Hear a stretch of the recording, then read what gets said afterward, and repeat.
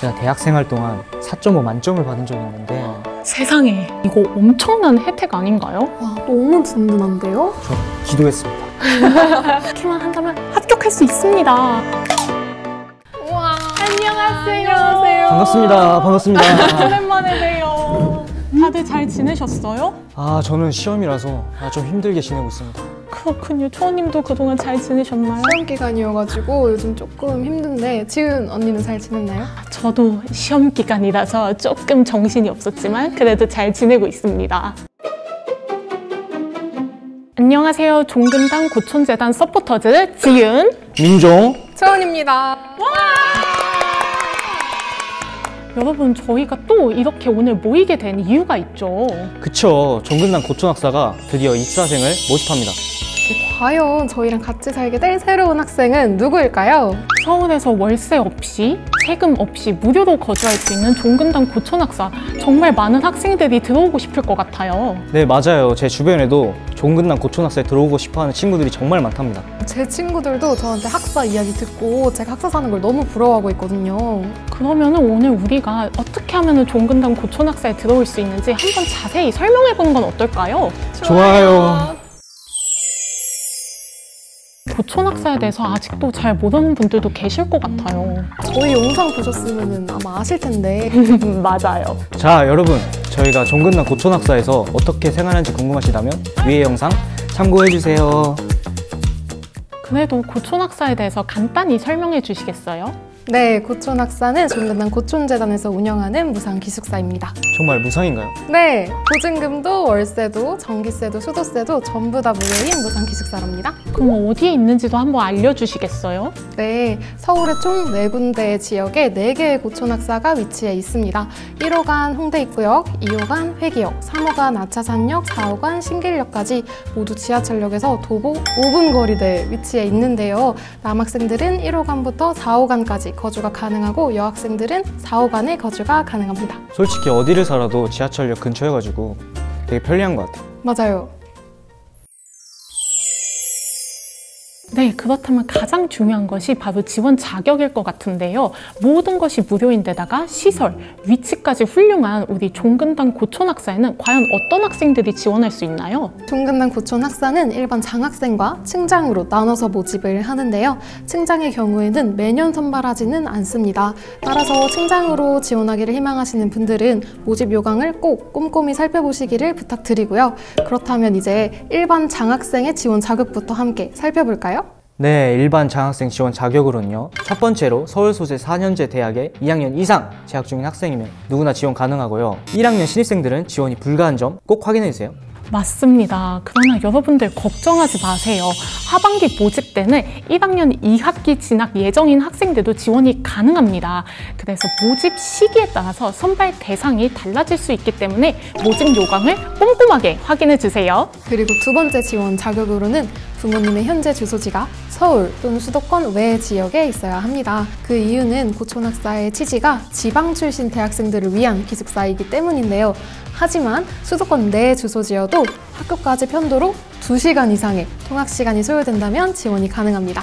그리고 가장 중요하게 생각할 성적 커트라인이 있는데요. 이 수학기 총평점이 80점 이상이어야만 지원 가능합니다. 그래서 고촌학사에 들어오기 위해서는 성적 관리도 미리미리 해둬야겠죠? 맞습니다. 그러면 이제 층장은 어떤 지원 자격을 갖춰야 하는지 현재 고촌학사 층장이신 지은 언니가 소개해주세요.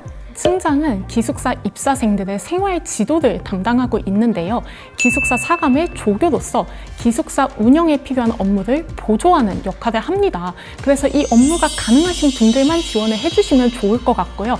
가장 중요한 것은 층장은 반드시 서울 소재의 대학원생만 지원이 가능하다는 점입니다.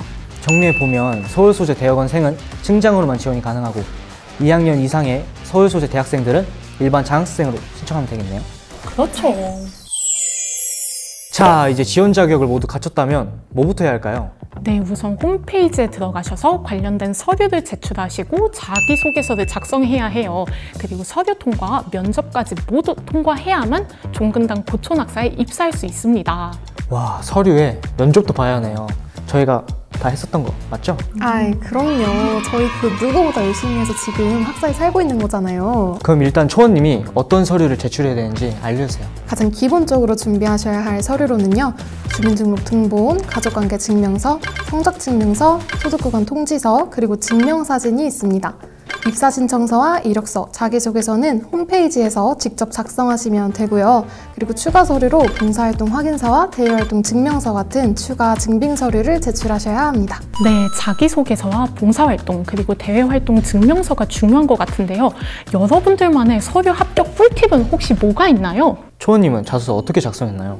저는 1학년 때 기숙사에도 살아봤고 동아리 활동이나 학생 활동을 했었기 때문에 공동체 생활에 좀 익숙하다라는 점을 어필했던 것 같아요. 지윤 언니는요?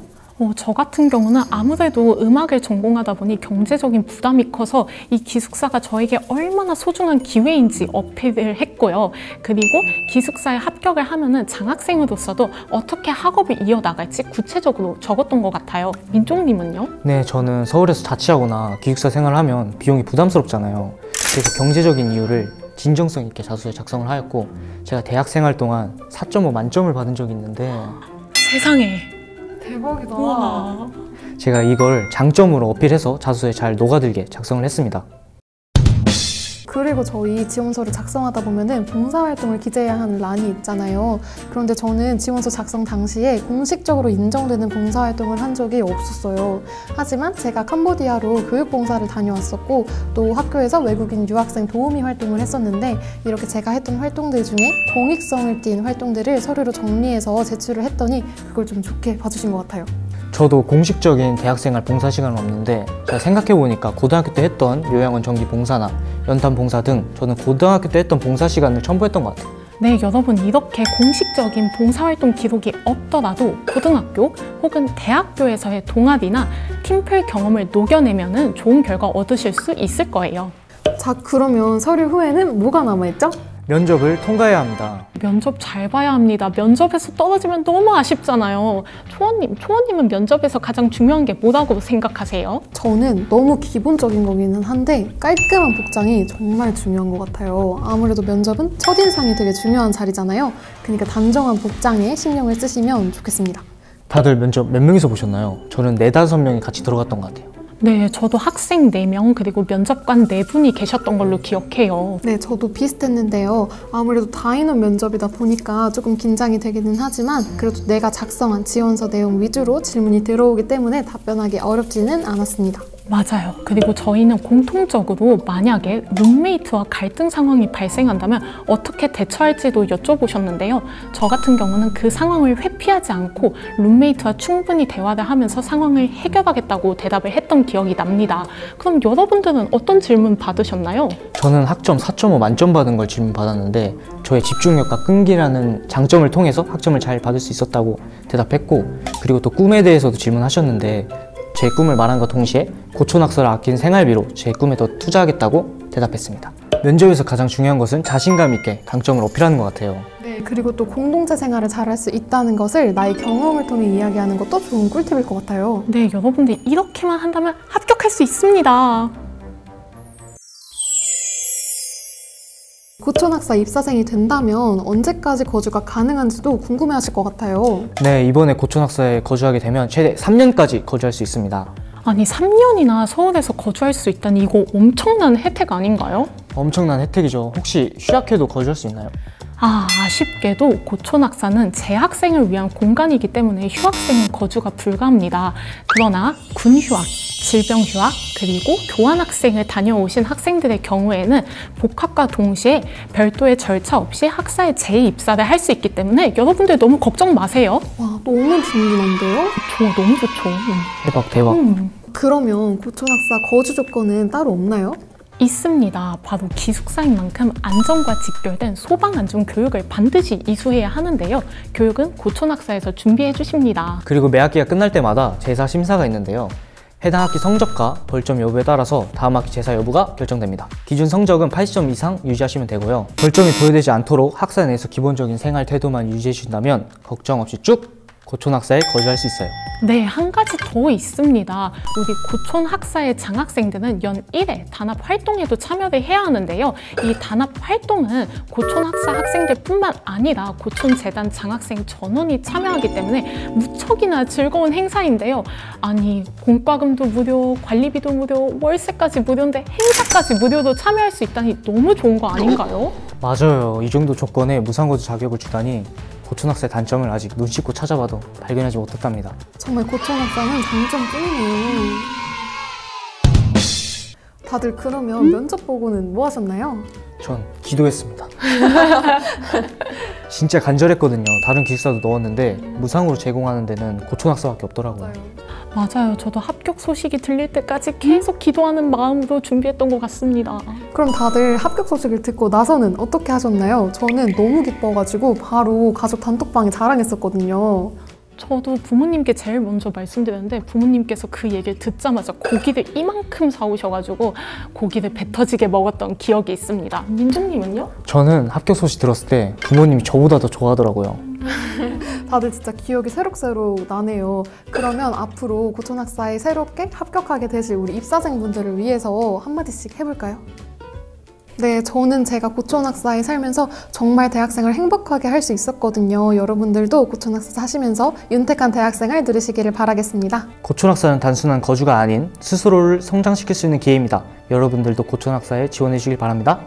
네, 여러분들 고촌학사라는 든든한 백이 생긴 만큼 마음껏 도전하시고 즐기는 대학생활 되시길 바랍니다. 네, 제가 일목요연하게 모집 일정 안내해 드릴게요. 서류 접수는 2025년 6월 30일부터 7월 28일 3시까지, 접수 방법은 종근당 고촌재단 홈페이지 내 온라인 접수로 해주시면 됩니다.